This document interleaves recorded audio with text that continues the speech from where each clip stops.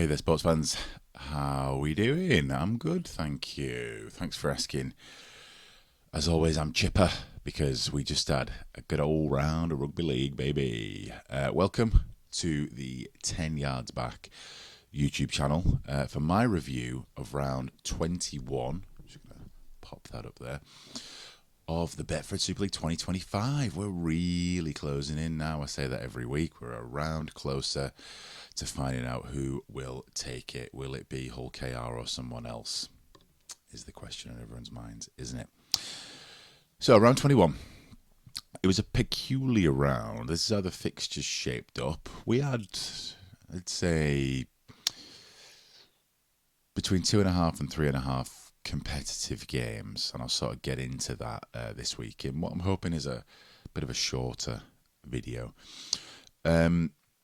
This round is second in the overall points difference for the season. Round 12, I think, was a massive points difference. I can't remember what happened then. Second in terms of points difference, which is mad because we had the desolation of Salford again.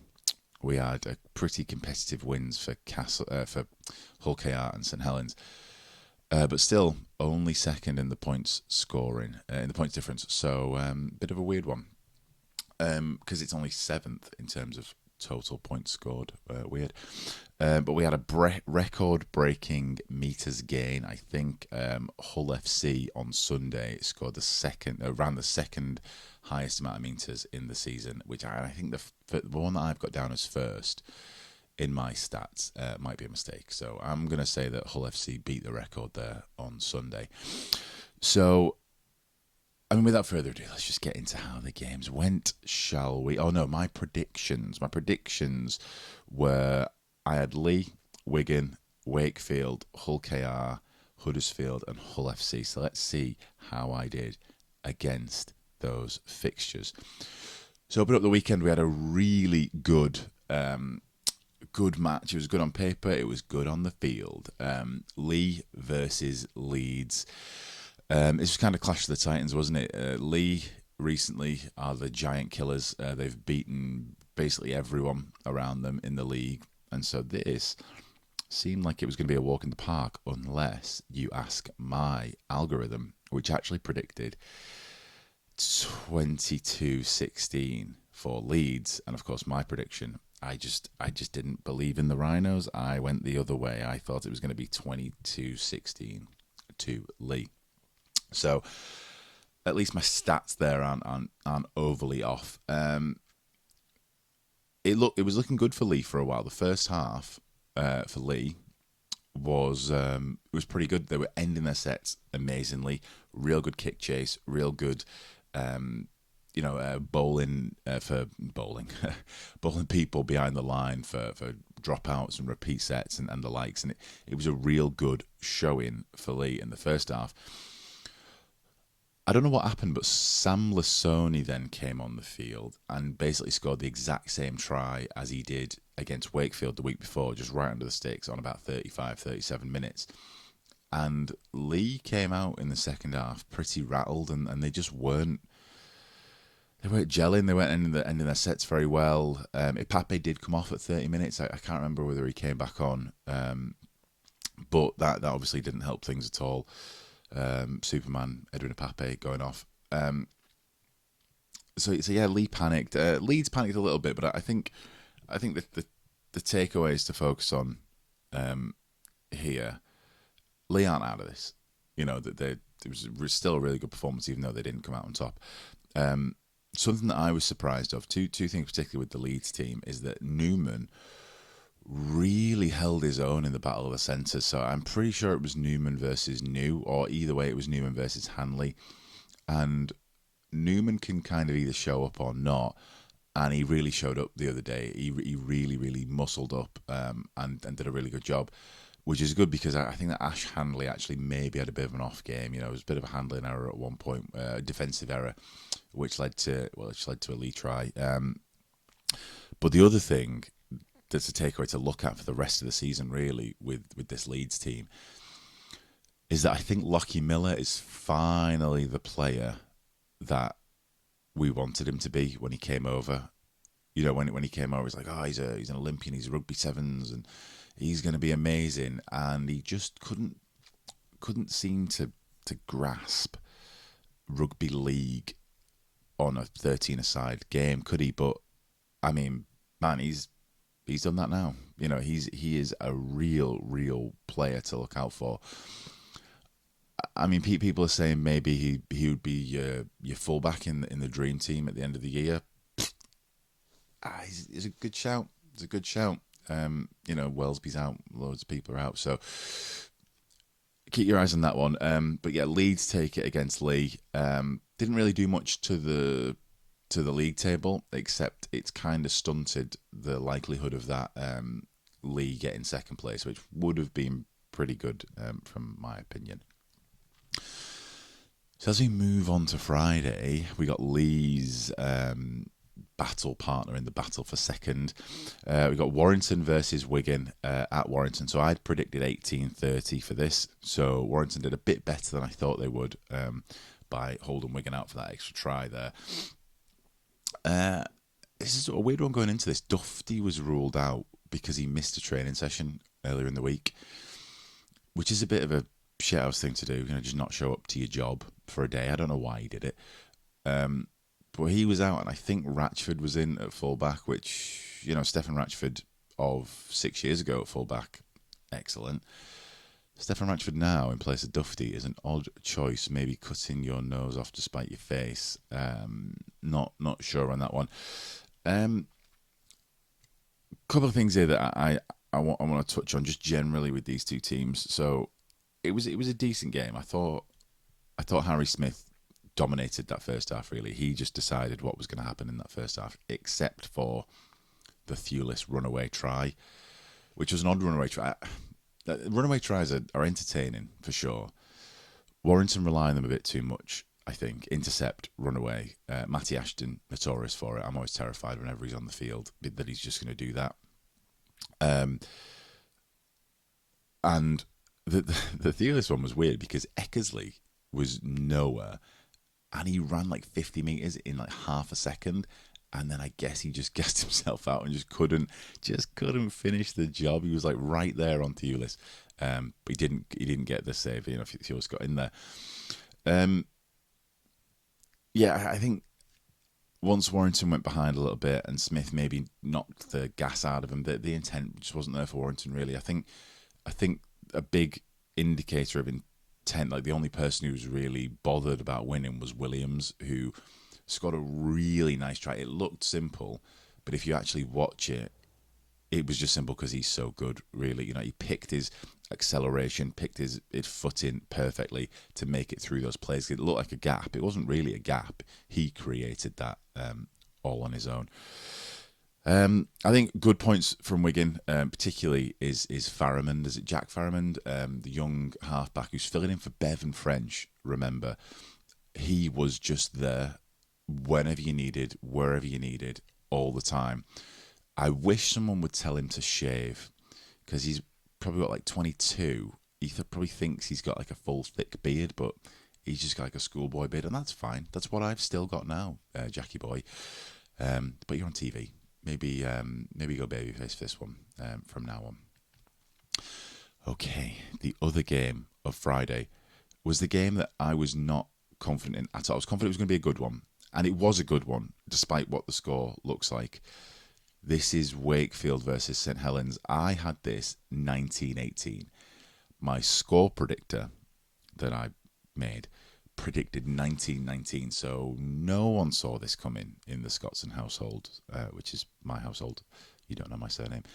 Yeah, I mean, Saints just really showed up, and Wakefield kind of didn't in attack, really. I think, so in the lead up to this, I talked about Wakefield's ability to make meters, and that Wakefield make more meters than Saints, and they make more tries per carry than Saints. I guess Saints were watching, because every kick that Saints put in had a massive chase, particularly the Harry Robertson try. Great. There was a couple of just restricting meters every single time, and Wakefield's real sort of trump card this year has been the fact that they're backs, their back five, make over 100 metres every game. Not so this week. I mean, like 1,000 metres total for the team. That is way below their average of recent weeks. I mean, we could go through this, but basically, Saints executed every opportunity they got and tried to restrict Wakefield's opportunities as much as they can. I mean, when you've got Walmsley strolling through and Myers just letting Robertson get one over on you, you're not going to win those games, are you? There was a little purple patch for Wakefield, I thought, at about 60 minutes when those backs did start to eat the meters up. They did start to gain a bit of momentum. But they just couldn't do it at the end of the day. The Saints' defence is too much. You need that for 80 minutes against Saints because you're likely only going to execute on, at least half, maybe less of those opportunities. The Delaney thing, it was an odd thing, wasn't it? It was clearly a red card. But I'm glad that Saints were 20 points the better at that stage in the game when Delaney should have been sent off and wasn't, because that would have been a real big black eye for that game, which was a good game. Ignore the scoreline. That was a good game. Wakey will bounce back this week. I think they've got Salford this week, so we know what happens there. All right, Saturday afternoon. Hull KR versus Castleford. It was just a mismatch. In the end, it was a mismatch. I mean, it was pretty good for the first half an hour, wasn't it? I think it was about 10-6 after 35 minutes. And then Hull KR just really put it on them. I'm not gonna go too far into this one, except to say that I'm a Broadbent fan, and I think he had a great game. A couple of those passes that he was putting onto Burgess were great, and really that was Hull KR just figured that out in the game. I think they figured out, oh wait a minute, they can't defend against Burgess. We're just going to keep going to him, and Castleford never circled back around to resolve that. I don't want to go too harsh here, but there was a lot being said about Salford, the Salford situation. It's out of the team's hands. The Salford situation is a comment on the governing body of the game. Games like this are a comment on the talent pool in the game when you can just have, all right, it's 1v10. That is a gap, or 1v11, I can't remember which now. That is a gap, but when you there's just no intent from the team and there's no strategy behind the team. Joe Westerman's going in at halfback because it's the end of the season and they don't care anymore. They've got their excuse. They fired their coach. I think it's games like this that damage the league, not teams going bankrupt, because no one's even looking at. No one mentions the fact that 3 rugby union teams went bankrupt in 2022. I think it was folded. It's a 10-team league now. Nobody mentions that because the talent is great on the field. This is bad for the game. Games like this where teams just aren't bothered about winning. All right, Giants versus Catalans. This was a Wigan. This was a kind of competitive. I had this pipped at 20 points to 18. So bit off on this one. Basically, Huddersfield are coming good. George Flanagan has decided that he's a good player and therefore will be for the rest of the season by the looks of it. Catalans, I didn't know where anyone was playing. And I don't think they did either. And I don't think they have for the whole season. So I think that's what's killing them. Like, for example, there's a couple of kicks there where Theo Farge was tracking back to get the kick. He's supposed to be a scrum half. Like, he's supposed to be ready and waiting in the line for the fullback or the winger to bring him up. Like, in the modern game, you can do what you want. But that's traditionally how that would go. Yeah, I think Keary needs to go, unfortunately. Like, there was a point in the game where Keary threw a pass and it was intercepted by Jacob Gagai. He's done that before, Gagai. He's good at it. Huddersfield are good at those intercepts. Lawler here too has got a few under his belt. But the fact that it was Keary and he was slagging off the Super League a couple of weeks ago, he's under the microscope, fairly or unfairly. And so, I mean, I think it's best for him if he if he goes somewhere else. I don't know. Maybe even a different team. Maybe that's enough to recharge his reputation. Just go somewhere else in the rugby league heartland. Get a bit more, positive press on him. I don't know. We'll see. We'll see. But Huddersfield 18, Catalans 16.